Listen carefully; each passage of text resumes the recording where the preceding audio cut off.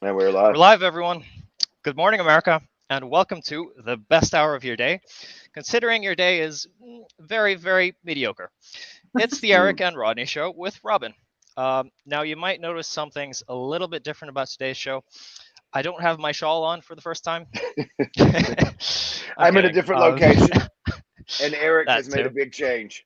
He's Eric's changed hair his name is to Becky Jolly. worse today.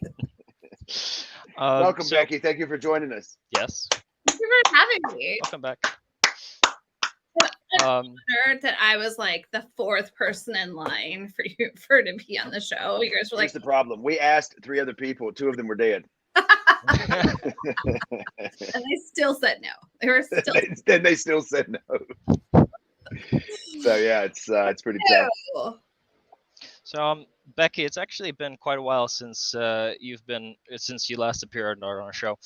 Does anything feel different about the vibe of our show, or have you seen our shows lately? Well, now that we're famous, do Yeah, you? Yeah. honestly, I am just happy that you remembered my name, Mm. that you still take my calls every once in a while. So that He was calling you Betty earlier, and I said, no, it's Becky. yeah, He's like, I can't keep track of all Oh, the come fans. on. like Betty, listen. No, I do catch the show every once in a while. It's a lot of fun. I always love popping in, and it's fun and different. It's not the same stuff. So It's so good. I like it. Yeah. So before we do anything else, as tradition on the Eric and Rodney show, we cover the news. So the first story of the day takes us back to Twitter. And well, Becky, I do want to get your opinion on this because among the three of us, I think this is, you know, the space the best. So after Twitter has followed a 50% drop in ad revenue, many advertisers are leaving the platform since Musk took over. So to counter, they are adding a new feature where they have like this new policy. They can add the creators are able to add revenue to when someone comments ads on their posts, and Mm. then this is kind of like passive income for them. I think it's a pretty cool new concept. But how do you get paid? I don't understand. So if I post something and someone comments on it, I get paid. Who's paying me? Elon? No, no, no. So like there are new ads now that are like inside the comments of your post. Mm. And then like if someone looks at your post and then sees the ad in the comments, and goes to that ad, you get paid. Gotcha. So they're putting That sounds terrible. they're putting the ad in the comment, and then if someone looks at the comments, then we're getting paid. But you have to click Yes, on and it. clicks the ad. Yeah. Got it. Got it. Have Got you, it. have you heard of this? I've never heard of such a stupid idea.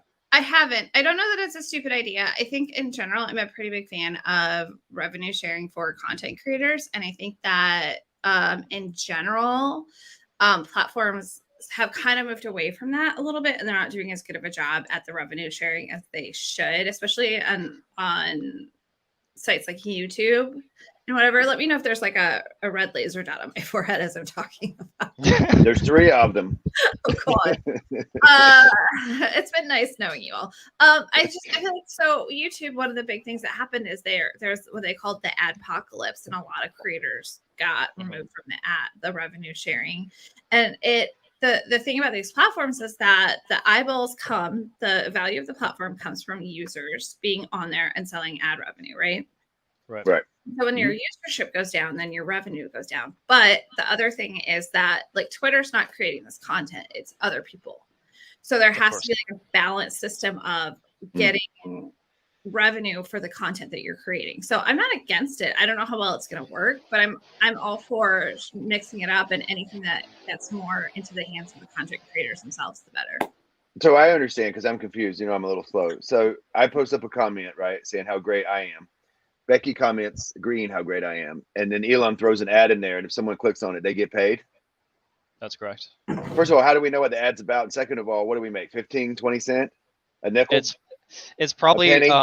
it's probably relative to like how many people are viewing the ad. So Yeah. it's only for content creators that are quite well known. Yeah. So Yeah. my 25 followers is not, this isn't an avenue for me. Is that what you're saying? I wouldn't Probably not. Yeah. Do you have a day job? I'm confused about that stuff, but It's not easy. Well, It's not easy. there is something. Well, Becky will know a lot about this. You know how companies get in touch with, they call them, I think, micro influencers, and they That would tend be to see me. that micro influencers actually have like a much better ratio to interesting their audience than the macro influencers. yeah, I think I it's see. really interesting because people get the influencer. This is so I do B2B stuff typically. Most of my clients are B2B, so we've never reached out to like trying to think of a non-offensive influencer. Eric Ryan. do like Eric Ryan. Eric Eric Ryan. Never, but like Eric Ryan, put on your yoga pants and do a quick video talking about our like smoothie mix or whatever. But I feel like what's happening is this like really weird transition of influencers are kind of the new celebrity, right? Mhm. But we feel like we have more access to them, which is What if why you're a LinkedIn influencer though? Like I feel like we're all LinkedIn influencers. Right. Really famous LinkedIn influencers. so famous. Yeah. I'm like twos of followers. So I feel like though what's appealing about it is we feel like we have more access to that person because we can comment, they can comment back, and we can request videos and then they respond and stuff like that. So that's what's interesting and appealing about it is that people have access to them that they don't have to say like a Michael Bublé, right? Like you're not gonna, or like a Chris Pratt or a Who are these people? Are these famous people? I say so. They're not as famous as you. They're up and comers. Okay. They're not on LinkedIn. Yeah, so it's really interesting to me that so now even the influencers are getting to the point where we don't feel like we have the same amount of access. So now we're going down a level to find what we do have access to, which is really interesting. Do you still think Twitter is a relevant social media platform? I think At least for ads? In flux, and I would, as first of all, I've never done ads on Twitter ever, period. So I don't have a ton of experience advertising. I don't do ads anyway. We do all organic eCam, but I feel like it's in flux, and so we're just gonna have to wait and see how things shake out and see where it goes. It wouldn't be where I would put all of my eggs right now. Like Twitter's not going to be the main profile.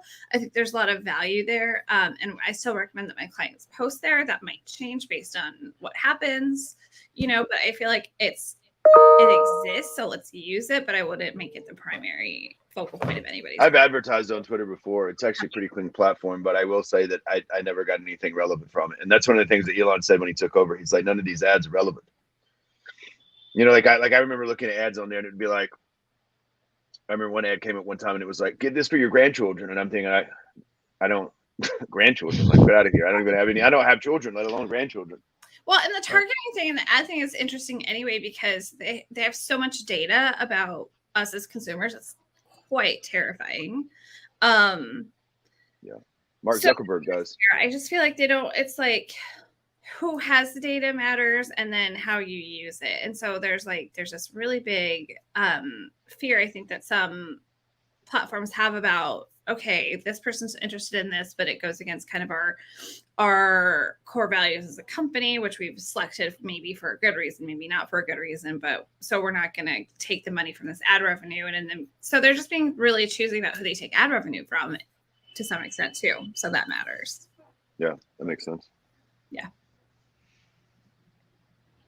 Robin looks like he's doing air traffic controlling. Did the plane land safely, Robin? Yeah, where are you sweating for? Are you okay? Goodness well, gracious. I don't know if you know this, but it's like 40 degrees Celsius in the Philippines. I don't know what that is in Fahrenheit. It's cold. But it's pretty cold. 40 degrees is cold, right? No, it's really, really hot. Let me ask you a question. In that fancy building, they don't have no air conditionings? No, because it's like all I see is wood grain back there. This looks like a $1 billion building here in the Ritz-Carlton, and there's no air conditioning. It is quite an expensive building, yes, but it they looks have like it. Figured out the air conditioning. Yeah. Me and Becky are in little shacks, and he's in a mansion. Look at this palatial estate he's in. This is his apartment, by the way. Just so you know. This is his apartment. Yeah, we all living room. You guys know. Yep. We got the Philippines. I'm curious, Becky, where you are at the moment. Do you have an air conditioning and a heater, or just one of the other? Oh no, I have both. And then listen, I am climate control queen. My air conditioning is at like 72 degrees right now, just for me. And my Smart. cats. That's where I like to stay. And I have a little fan on my desk, and then I have a heater under my desk, and then I have blankets, and then I have a furnace. And sometimes, like in the winter or in the summer, when I wake up, my air is going all night, and it's really cold, and I'm really cold because I've been sleeping all night. So I'll literally have my air conditioning running, and then also have like a blanket on at my desk. A heating blanket? No, Oh, okay. not bougie. That's one thing I always appreciated is fireplaces, but I could never get that in the Philippines. Here we have summer as one season, and the second season is hotter summer. So we never get the It's summer experience and yet. summer too. Who are these people walking around in your apartment? Other Are those people that servants? live here.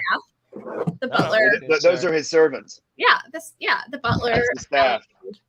Which I think is the same. Of course, I've gotten so famous on this show that all these people around me are just my servers. Yeah. We'll never know how that is. Yeah, us plebes. Yep. Okay. So what was the outcome here? Social media is bad. Is that what you were saying? Rodney, well, it's in deep waters. Question: can we take Rodney off of the show? So we've gotten rid of Eric. We're gonna get rid of Rodney. Well, Eric's been kidnapped. Soon it's gonna be the show with Robin. No, it's gonna be Robin plus Becky. It's gonna be the and show with Robin. Robin and the elephant. There's like I like it. Still have a tattoo here. Yeah. By the way. He's already part of the tribe. Yep. All right. What's the next story? Yeah. So I don't have stories. Your makeup is running. Quite be. So I don't have much of a say on the next one because it's also not really fair for me to talk about women's rights when I'm a biological man. But I do have opinions on it. So we all know that women do take a big financial hit when they have children. In some cases, according to this article, even up to 60% in earnings. So for a long time, we've had this preconceived notion that mothers and fathers are equal in parenting, but we know that's really not the case. Rodney and I will never have to carry another human being for 9 months. We won't have to breastfeed. We won't have our entire hormonal structure changed, and we have to adapt to that lifestyle. So it's just kind of crazy that in 2023 we still don't have like a good system for women and maternal leave. So what's the story? Is that we don't have maternal leave for women? Is that that's what's going on? No, it's just really unattractive for women who are having like a good career to have children. Oh, yeah. So they're losing up to 60% of their income just by having a child. Well, you do know this, right? If it wasn't for women, men would eat each other. We would all kill each other. So thank God for women. Yep. So there is No, go on. No, so there is a new hope because apparently a lot of states are taking measures where they're creating better parental leave systems and affordable daycare. So I don't know how common that is in America, but in the Philippines we've never had daycares here really. We have daycares, but I don't know that it's affordable. No, I think they're I think it's childcare is so expensive. But the government should pay for it. I don't know a lot about this because I also like 3 people on here. The one woman, I've never had kids. I have 2 cats. And they're very well behaved. Actually, they're not. So no daycare would like take them. Like one of them's like on my desk right now. They're prisoners. They belong in prison. The 2 of them. Is that what I'm hearing? For sure. Like I have a husky, and he belongs in a penitentiary for some of his deeds. So I've never had to deal with this. I have obviously like a lot of girlfriends and family and friends who are in the workplace, but I also, I think that it is absolutely correct. And it is a really difficult predicament, but I also feel like I have a big mistrust of governmental agencies being able to actually ever solve a problem. right? I feel like they come in and like, this isn't fair and we're going to fix it. And then they just make it so much worse and it's so much more expensive. And and I think that part of the childcare issue in general is the fact that all of it's like regulated, like very heavily regulated, very heavily like monitored. And I feel like there's gatekeeping to childcare in general and being able to start childcare. And like, like when I was a kid, my mom, my best friend would come over to our house in the summer every single day. My mom would babysit her every single day. And it was my dream. She did this happened for like 3 or 4 years. And it was my dream life because my best friend was at my house every single day growing up. So that was so fun. But she was very inexpensive. Like she charged her really reasonable rates because my mom was just a stay-at-home mom. And so she was just there. So she's like, I just got to feed an extra kid essentially, and like make sure one other person doesn't die every day. And she's already like putting in a lot of work for me. I can imagine. Yeah, it was a lot. It took a village. So it was really easy for her to do that. And she did it. And so I feel like a lot more women are working now. So it's harder because like the people who would in general be providing the childcare aren't available for that because they're at the workplace. And then like, I don't know that legally she would be able to do that today because I feel like there's probably so many more regulations in terms of that. So I do understand the issue. I think that ultimately there's this false idea that you can have it all. Like everybody can have it all. And I think that's true across the board. Men and women, we're going to make choices about the direction that our life goes. Right? If you are a CEO at a Fortune 500 company, you are making a choice and you are giving up 90, 100 hours of your week and your kids and your life and your free time. So I feel like there's this false idea that you can have everything. Ultimately, it comes down to you have to make a value choice for your life. And I think that I agree. Definitely we can make it easier. I do think we're going in the right direction in terms of like working from home, remote opportunities and things like that. So I have my team that I work with. Most of the people that I work with have kids, and they like sometimes we'll be on a video call or whatever, and their kids will be in the background and or whatever. Like mom will be holding their baby while we're talking, and that's totally fine with me. And I'm always trying to be as flexible as I can. Like, oh, my kid needs to go to the doctor. Can we adjust this deadline or whatever? So I feel like that's a really good opportunity. But also, I have a problem in general with the government trying to solve things because I just don't think they do a good job of it. That's true. Can you give us an example of when they haven't done a good job? Oh, God, if only I could think of everything they've ever done in human history. If there was just one example I could give. Yeah, I can't even think of the New Deal. Not a fan. Just never good times never end. Yep. Yeah, going into Iraq and then also coming out of Iraq, that was neither of those were good. That was not good. Yeah, I just not.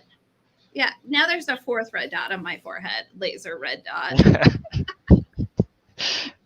It's okay. I think you're a lot less controversial than Eric is, by far. That's true, but I'm not as pretty, so he's got that going for him. His hair's higher.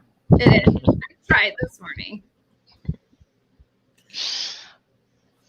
All right, Robin, what's the next story you got for us in your palatial apartment? Okay, so we are entering controversial news territory here. Oh, no.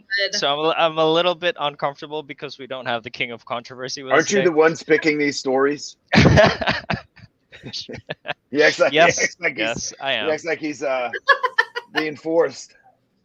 Oh, no, that happened. Oh, by me. I did that. It's me. I'm the problem. Okay, so this story takes us to Kappa Kappa Gamma sorority. The name of the sorority just kind of sounds like a meme. But so Greek. This sisterhood, it is. Yeah. Wait, do all sororities in America sound like this? Kappa Kappa All fraternities and all sororities subscribe to a thing called Greek life, and they go by the Greek alphabet. Yeah. Mm-hmm. So were any of you part of one? The Greek alphabet, did we? We can't speak about them. It's Illuminati. Go on. That's fair enough. Okay, so the Kappa Kappa Gamma sorority, the sisterhood is suing for women's rights. So they've taken to a very reputable news station, Fox News to argue that they were Hmm. blindsided when they incorrectly allowed a biological male to go through recruitment and join the chapter. So here's kind of the problem: is they have a legal right to promise an all-female experience and restrict membership to only women. But the confusion is, as of late, the word "women" in the sphere of gender inclusion is very confusing. So, as far as I'm concerned, a transgender woman is a woman in their perspective. So he also wouldn't be able to join a fraternity because she doesn't identify as a man anymore. Do you have any takes on this? So I understand. So hold on. So a fraternity is upset because someone who has transitioned to a woman, is that correct? A man who's transitioned to a woman wants to be in the fraternity, and he somehow made it into the fraternity. No. Sorority. She wants to be in a Oh, sorority. she wants to be in a sorority. Sorry, it's not a fraternity. It's a And sorority. she got accepted, and now they're trying to take it back. Oh, I see. Well, you can't take things back, people. Right. I mean, that's right. Right. I mean, am I wrong? I don't know. I mean, No, I agree with it. if she made it, I mean, I don't know what to tell you. It's like imagine you become a Navy SEAL and they're like, well, I don't know. I don't get no. Right. Well, I feel like Becky's afraid to say something because there's already so many red dots on her forehead. I've got, and granted, my forehead is big, so there's a lot of space on there for red dots. There's plenty of space.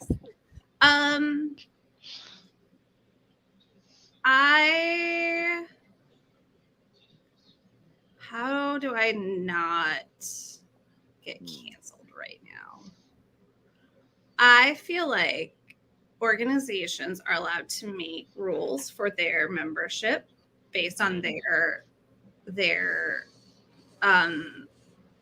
beliefs and values. And so I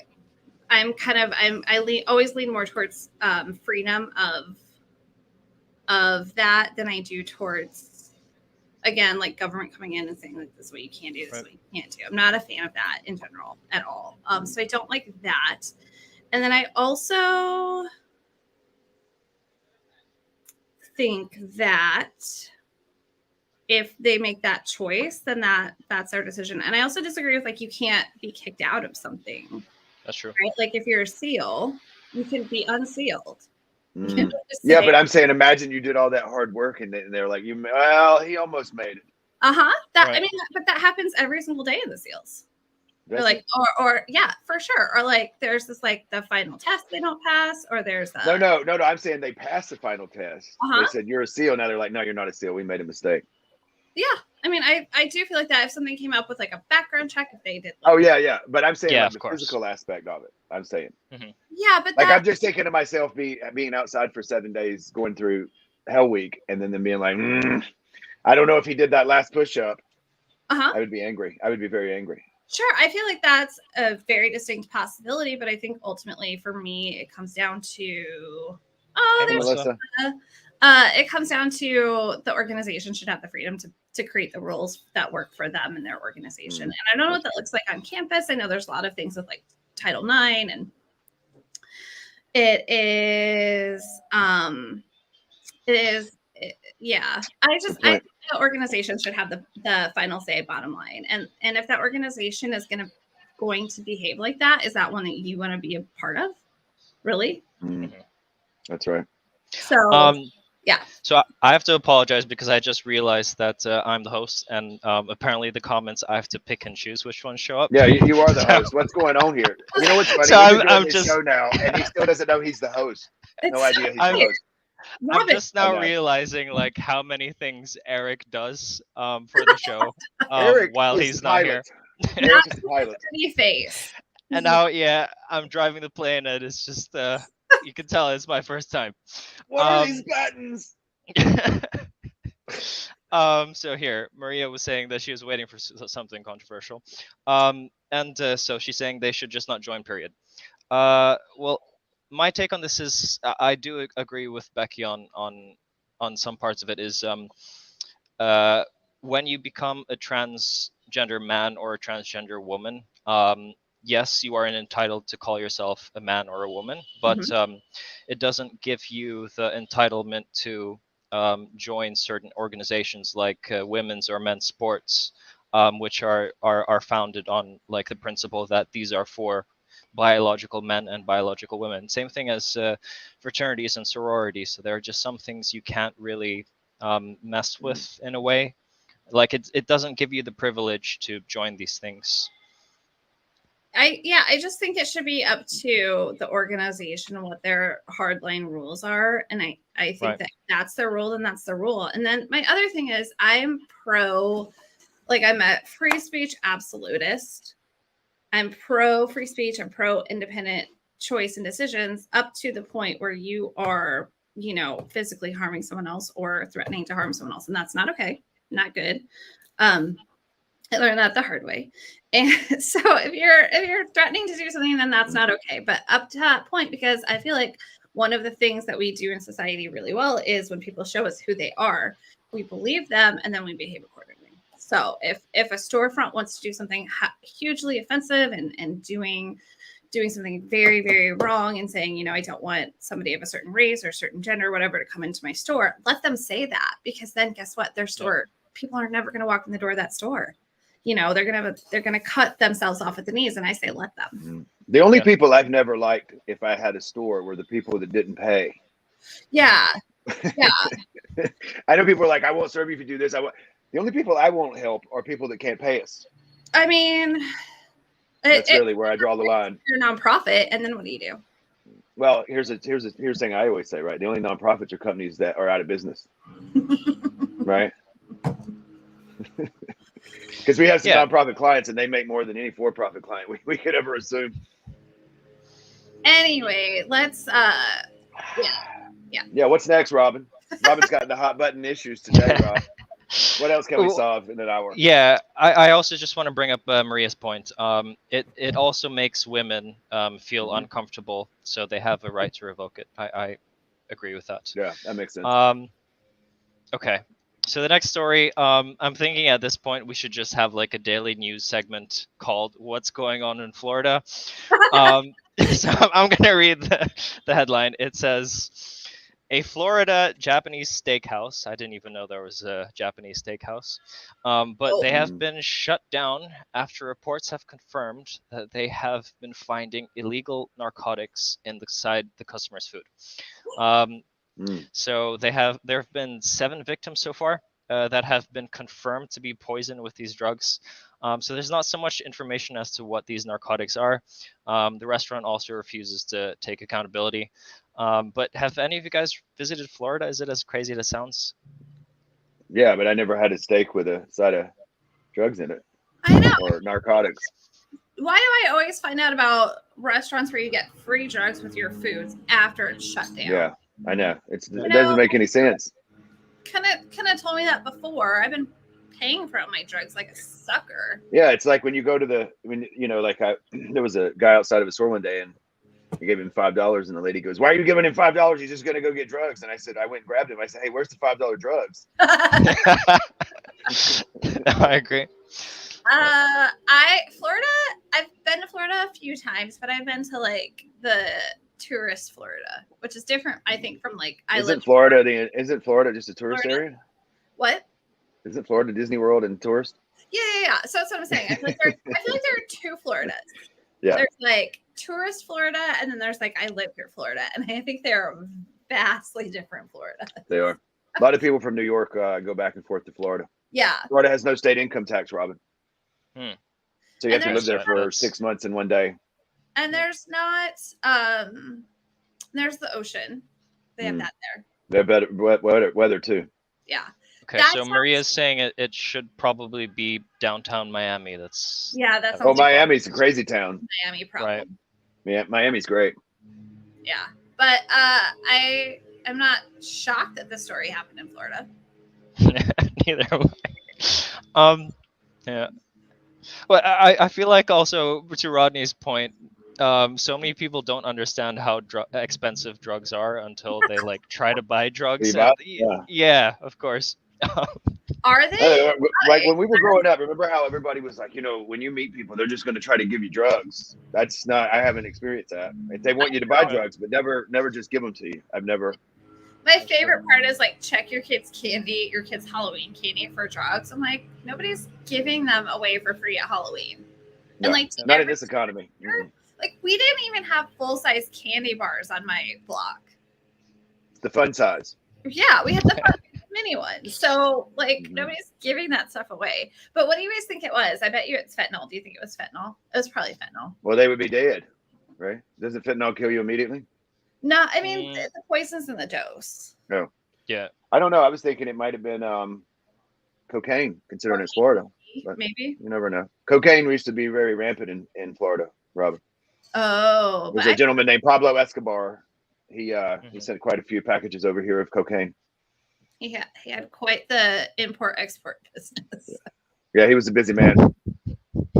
Busy man. You remember when they were looking for him, like the federal government of the United States was looking for him, and he was taking pictures outside the White House with his son? No, I'm yeah. There's a picture of him with his son, and he's taking a picture, and it's like the government was looking for him, and he's outside of the White House taking pictures.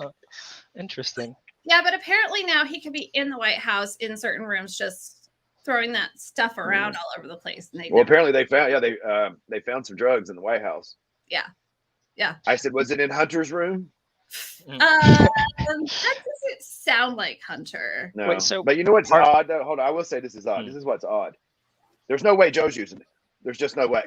There's just no way. Not that. No, he's not using the cocaine. Like he's not on an upper. Let's say that. No. So pardon my ignorance, but the White House in America, is it like free, open to the public, or no? Parts of it you can tour, so the public can access parts of it, but you have to like sign up like months in advance. You have to schedule it. Okay. There are pieces of it that are publicly available. The part where I believe, because it's changed a couple of times, the parts where the drugs are found is pretty restricted. So it's like a small handful of like of president, vice president, and then like some of their cabinet or staff members are available. The weird thing is that I'm just thinking out loud, like, wonder if they had any cameras or just. Do you think there's any security there? I just feel like there has to be security from the White House, so they would know who had those drugs, and they said they just couldn't figure it out. My guess is that they do know. And now, because of the action that they've taken, we have a pretty good guess too. I think we need to get the DEA in there and sort it out. Because the war on drugs. Well, here's the thing: the war on drugs has taken over the White House. Yeah, it's. We need answers. Yeah, I feel like that's. I would not hold your breath. If it's me, I'm not holding my breath for that answer. I think we need to have a full-blown investigation. Well, I feel like the DA. To be fair, I think you're gonna be kind of ignorant if you just believe that no one in the government does drugs. I mean, come on. Obviously, there's gonna be some people there. Well, I always thought to myself, "There's no way the DEA does drugs, because if they did, they would stop trying to get rid of them." Would they though? So, who knows? Would they? I don't know. I feel like based on the action that was taken, everybody knows. I feel like we know. You know, it's like, oh my God, I wonder who killed Nicole Brown and Ron Goldman. I don't know. We'll never find out. O.J. Simpson, right? Well, he said he didn't do it. Oh, so then he definitely did it. So did you remember that book he wrote? And it was like, if I killed them, they made him put it so small. Yeah. Thanks, Jared. So if I did it. Yeah. Okay, so we do have someone that's fact checking. Thanks, Maria. Maria. So apparently it's meth laced steak. It's pretty wild. That sounds yummy. Takes Wagyu to a whole new level.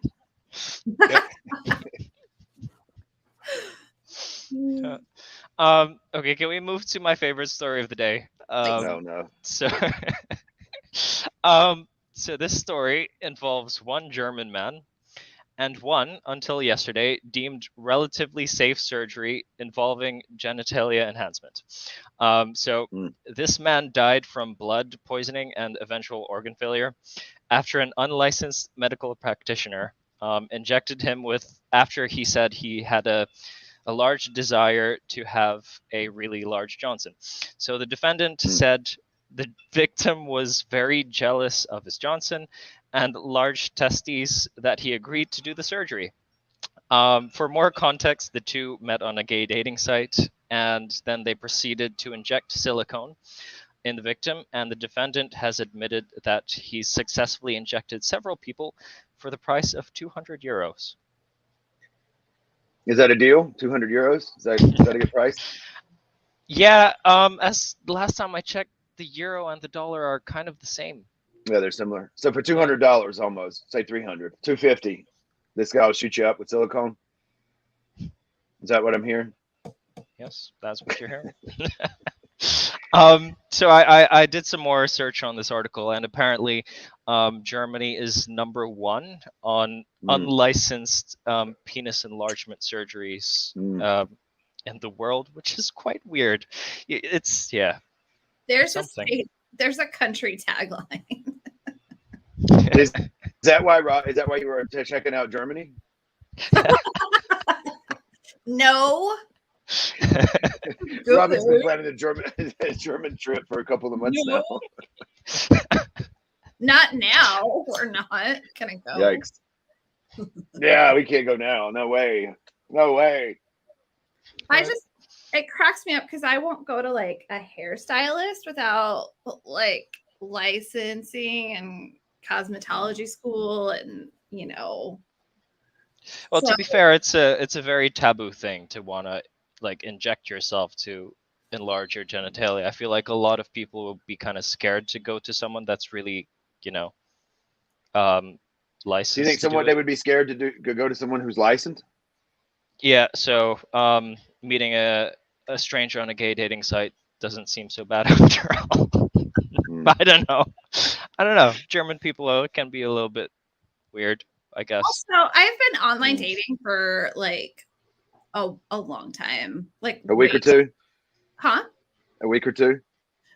Yeah, it's been 84 years, and I have a hard time giving guys my phone number.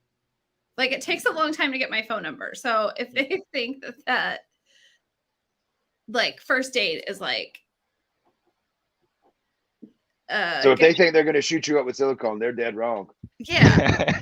Like, let's call that like third or fourth date, okay? Like, give it some time to breathe. Yeah. You got to get to know each other before you start shooting each other up with deadly. Isn't silicone deadly? I'm confused. So did the guy die? Did anyone die? He died. Yeah. That's why it's such a big story. Yeah. Okay, I don't know if it's the silicone per se. I feel like its placement matters. Yeah. So I feel like if you inject the silicone into the bloodstream, it might not work out so well. I think it'll kill you. Yeah. If only there was a doctor that could tell us. Also, is that how that particular operation is performed typically? I haven't done a lot of research, but that just seems like a shortcut, Do quality work. I know. Nice or buy is it low grade silicone? Yeah, I mean, at least watch the YouTube videos. I mean, come on. There's definitely there are horror stories of like women getting like silicone injected in their lips. That's like, I don't know, car grade, automotive grade silicone, and they get it like injected in their lips or their forehead or whatever, and then they it does not work out well. So bottom line, don't buy discount silicone and inject it directly into body parts that you care about. Of course, that's right. Well, I can't think of Robert, like write that once. I will. It's very useful personal information. It's like you don't go to AutoZone and have the clam chowder. I get it. Yeah.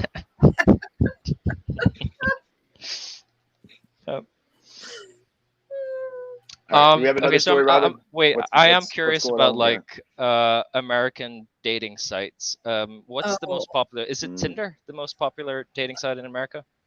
I would say Tinder probably is the most popular. It depends on what you're looking for, to be fair. Tinder is much more to me of a casual encounter. Casual adventure. Yeah, like a casual situation. So I kind of feel like you know what you're getting into. If you go on Tinder, it's like, Yeah, so I feel like it's probably the most used, but in terms of popularity, Bumble and Hinge, in terms of like dating, like I want to meet you and go out on a date. Uh, Probably Bumble and Hinge are the two biggest ones for actual dating. Yeah. But I have no idea. Those are the ones that I use personally. So, fellas, I did take a trip to Amsterdam a couple of years ago, and one thing I did see as like an advertisement at a bus stop. It was called secondlove.com. oh, And apparently it's so it's quite controversial, and I very much disagree with it. Apparently it's like a website that's created for when you want to cheat on your partner and just have like a secret a secret dating life. I mean that was all right. I don't have a lot of math knowledge. It's called Second Life. That sounds Second weird. Love. Second Love.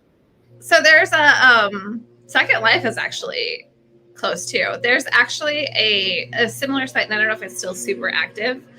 There's a site called Ashley Madison in the US. And I don't know if they're international at all. I don't know anything about it, but it's very similar. Like it's for people who want to cheat. And then a few years ago, they had like a data leak, and a lot of their users got exposed. Scumbags. Yeah. Well, I mean, I'm happy they got exposed. Yeah. Celebrities on there, like famous people, and it was kind of a big deal. So we have something similar. I don't know if it's still in use, because I feel like for that, data privacy is one of the selling points, and if you don't have that, yeah, I feel like I feel like that kind of hurt the validity of the secrecy. Yeah, it really drove down membership. Drove down morale. Yeah. Yeah. So Maria says she's been single for more than 6 years. Purpose is powerful. Not really have tried being on dating sites. It's just way too much. I'd rather never date again. Yeah, it's honestly, it's the same thing. Being on dating sites a lot. Weekend, really? Same difference. But Maria, your profile picture is banging. So yeah. I feel like a lot of people just get tired of like having to reintroduce themselves again and again. Yeah. Yeah, so it's a lot. And then there's so many things. Like we could do a whole show about that, but then I would dive headfirst into a wood chipper. So let's not. Is OkCupid still a thing? It exists. I don't think it's widely adopted. Mm-hmm. I think the most widely adopted are Tinder, Bumble, probably Grindr too, which is the gay Tinder. Right. The gay side of Tinder, Bumble, and then Hinge are probably the biggest, most widely adopted. I think eHarmony is pretty big too. I know there are quite a lot of them. I don't have data to back up my claims. Okay. So we're gonna go back to some regular news for once. And actually, this is a great segue into what Becky does. So recently, a lot of social media. A lot of platforms have been coming out on social media, but a lot of the big companies are choosing to stray away from them, and they're arguing that it might actually be a very dark time for social media. So we have so many brands, for example, like Bud Light, that are being canceled because they had these campaigns that were intended to bring in new faces and groups, and it ended up doing the exact opposite. Mm-hmm. So these companies are taking notes from other companies that decided to jump off the social media ship a long time ago. So I know Becky will probably have a lot of insight into this. Do you know of a social media platform that is, in your experience, the most safe and kindest platform out there, where like you won't get cancel cultures everywhere? Cancel culture is MySpace. Sorry, MySpace. Yeah, MySpace is pretty safe. Because no one's own it. The problem is, if you want safe, then you have to go where people aren't or don't live. And if you're on a platform where nobody is, then you're not going to be in front of anybody. So if you want to be seen, you're taking the risk of people complaining. And there is not a post that you can do that someone's not going to have a problem with, in theory, right? Like everybody can argue with everything. So I don't think that there's a safe site. No, but did we get in business to be safe, or do we get in business to provide value? Because those are two different things. Mhm. Yeah, that's true. That's a good point. Yeah. Well, what do you think on the point that yes, you will be getting bad rep, but is sometimes bad rep, does it in a way still give you like credibility for the future as like a brand? You know how like bad reputation is still reputation. Yeah, I think that it's okay to do polarizing content sometimes, right? Because the most famous people that you can think of in the world, like let's say Beyonce, people love Beyonce, people hate Beyonce, right? Yep. Like everybody that's truly famous is going to have 50% of people or 75% love them, and then like there's going to be some people that cannot stand that person, right? Yeah. So I don't think trying to make it like if you're trying to make everybody happy, then you don't make anybody happy. I think the problem with some of these brands is that they were targeting a specific target market, and they did so at the expense, some people felt, of their core target market, who felt like they were changing the values and changing their messaging, and it didn't feel authentic. It felt like they were chasing a certain type of clout, a certain type of attention, and it didn't feel authentic to the brand, which is why I feel like a lot of people had problems with that.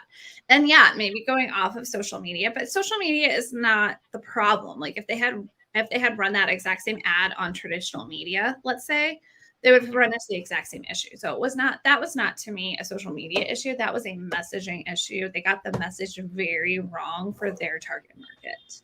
Right. And it didn't Let me feel ask you a question on that though. I'm just curious because you do know a lot about this, and I'm just asking, right? Because I don't know as much about this stuff as you do. My understanding is that, and I agree with you, they got the messaging wrong. But I think my understanding is that they were trying to reach a different audience. Mhm. Is that I'm not an expert, but is that what was happening? I think to some degree, yes, but it felt very inauthentic. It felt like pandering, and it felt Yeah. like trying to toe the progressive line to some degree. And I feel like that's where they missed the mark, right? Because there's a really great message about like everybody can share a butt, Right. and like bringing people together and making it inclusive and making it very welcoming to multiple communities. I think that's a great message. I think that what they did is they ostracized their primary target market.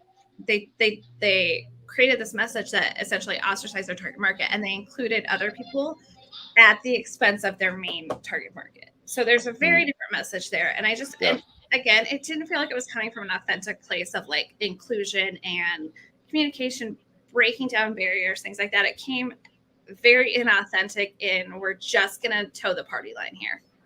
Right. Yeah. So there's a way to do that message that is there's a way to do that message that is effective, and they did it. They missed the mark.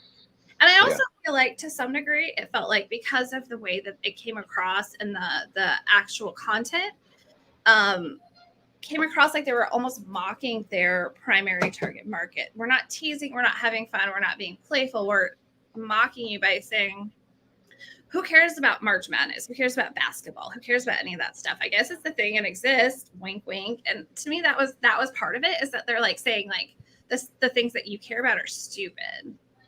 Yeah. That's true. Maria says, if you're a straight man picking up a can of Bud Light, people are looking at you sideways.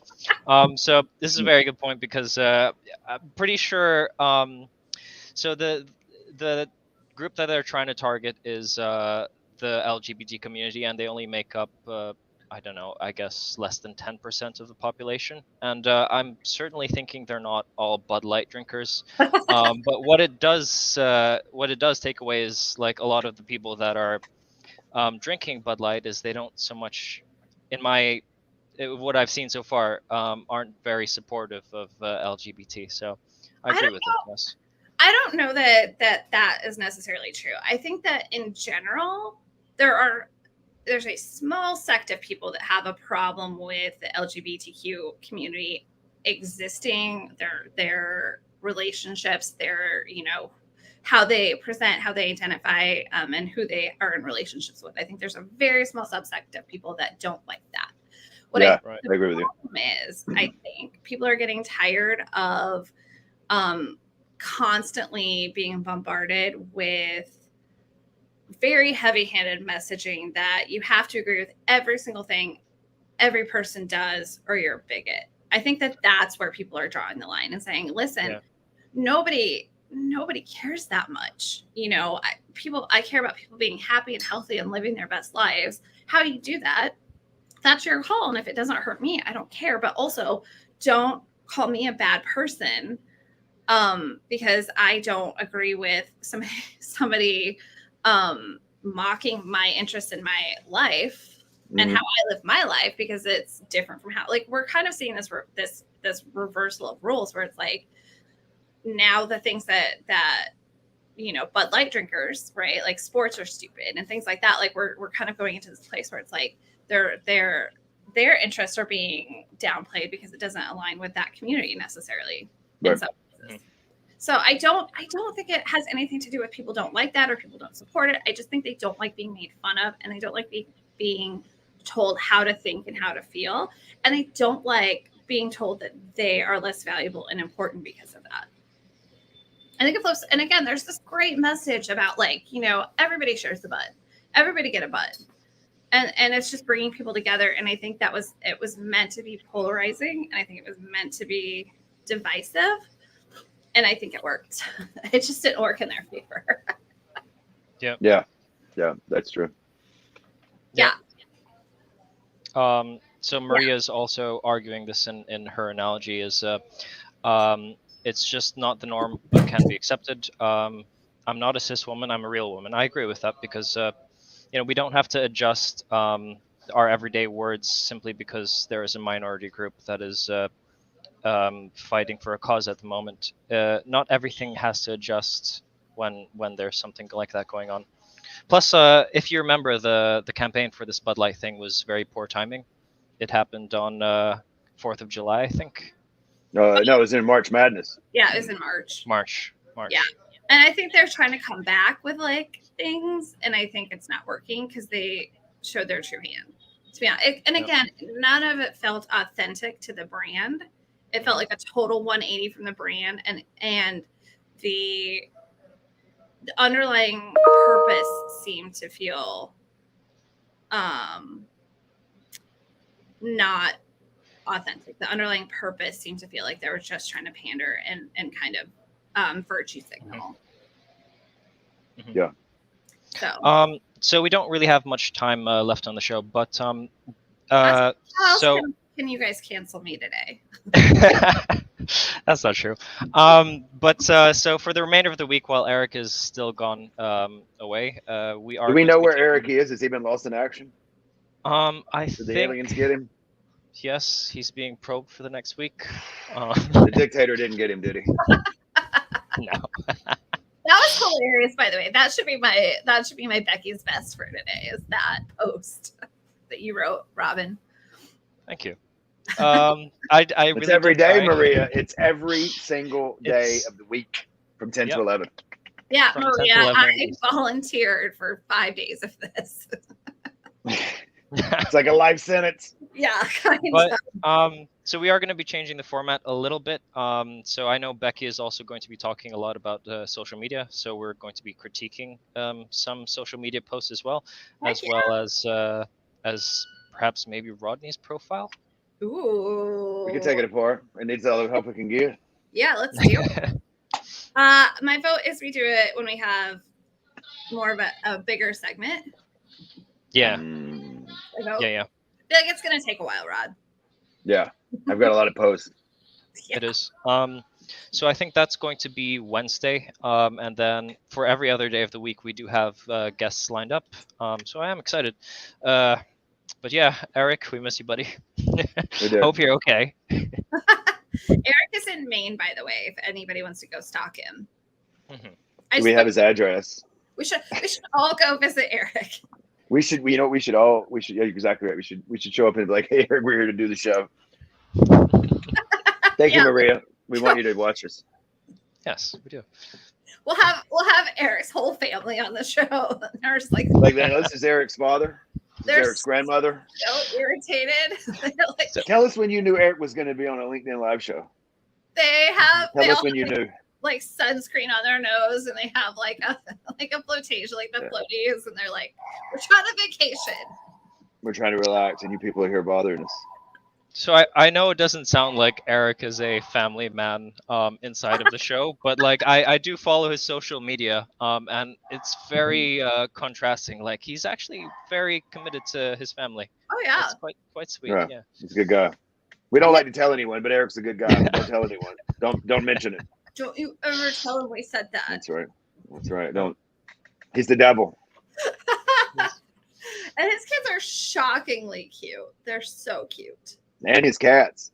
Have you met Bernie Sandapals I have not, but that's hilarious. and Maple? Pictures. I've not met.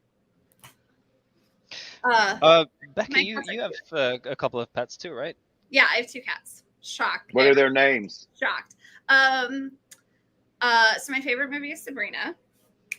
The Teenage Witch? No, that's not a movie. Oh, wait. Sabrina is the one with Harrison Ford, right? Where he's the brother? We're going to fight, Rod. Is that- You're offending too many people now, Rodney. No. Harrison Ford was in that movie, right? And There he picks is the wrong a girl or Harrison something? Ford movie, Sabrina. It was a remake with Harrison Ford and Greg Kinnear. And please forgive me, I cannot remember who played Sabrina. But the original is Audrey Hepburn, Humphrey Bogart, William Holden. So I never saw that one. I have Audrey, and then I had Bogart, passed away, R.I.P., and now I have Holden. So are you guilty of the people that use their animals for social media and to like get likes on their company? I am. I should do so much more. I put a funny video of Holden when I was teaching him how to sit.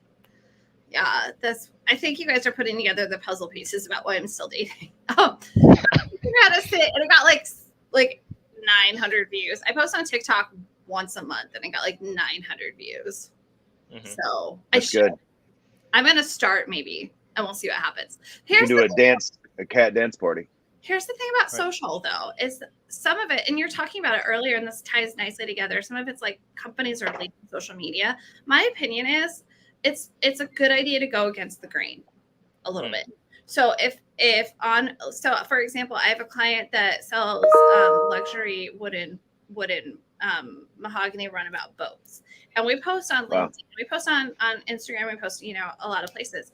Our content does amazing. It does outstanding on LinkedIn because it looks so different from everything else that's out there.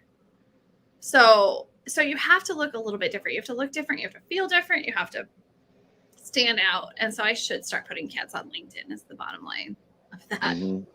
I might do that. Let's do an experiment and see what happens. Yeah.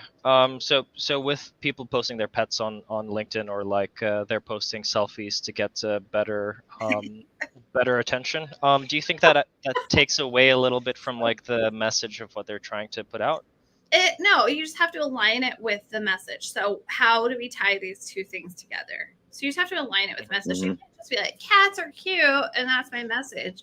But like, what does it matter to the audience? How, and the audience, in a lot of ways, you want to make the audience the hero of the story when you're posting about content. So you're not the hero, your audience, your readers are, your viewers are. So how do you make it tied to your message? I wouldn't do it every day, and you still have to have value-based content, educate, entertain, engage, or kind of should always be the principles. But if you can figure out a way to tie it to your message, then go for it. Yeah, that makes sense. Has to have a common correlation. Yeah, exactly. But it's something people can connect with. Everybody loves their pets. Yeah. So it's something that people can connect with it, or like people love their pets. So it's very relatable, very accessible. And I wouldn't necessarily do it for like a corporate brand per se. Yeah. Unless there was a big tie to it. But I mean, yeah, I think there could be. Let's do an experiment. I'm going to figure out a way to post about my cats this week, and then we'll see how it does. I posted about Hefe a couple of weeks ago, and it did pretty well. And is that it was on a Friday. Yeah, he's my dog, and he's a husky. And I posted on a Friday, right before July 4th, and it did well. Yeah. See, I think because you're going against the grain and you're posting something people can really relate to. I also think too. I know we got to go in a minute, but I also agree. Well, in my opinion, right? Like with LinkedIn, I feel like LinkedIn is a great platform because it's the only one where people know that you're on there selling things. Yeah. I think we're more transparent about that on LinkedIn. Yeah, like people are doing business. You know what I mean? Like we're all here to do business. Yeah. Yeah, and it's only a problem when you're trying to do it in a way that is unethical or not moral. If I used to always say, right, you only have to sell when you're trying to convince somebody that doesn't need what you have to get it. Yeah. Right. Essentially, it's about we're here. This is what we do. This is what matters to you. And if it works, great. If not, then no big deal.